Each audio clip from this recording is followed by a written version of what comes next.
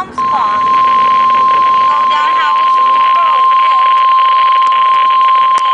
It's over there. The National Weather Service in Sterling, Virginia has issued a severe thunderstorm warning for northeastern Charles County in southern Maryland, southeastern Prince George's County in central Maryland, southern Arundel County in central Maryland, northwestern Calvert County in southern Maryland until 7:15 p.m. At 6:26 p.m., severe thunderstorms were detected along a line extending from Dunkirk to 10 miles southwest of Dunkirk and were moving northeast at 10 miles per hour.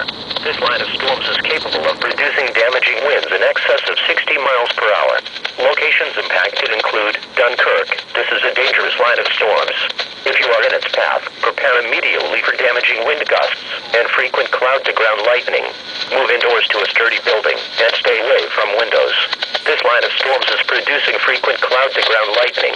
If you can hear thunder, you are close enough to be struck by lightning. Move indoors immediately. Repeating, a severe thunderstorm warning has been issued until 7:15 p.m. for the following county, Anne Arundel County, Maryland.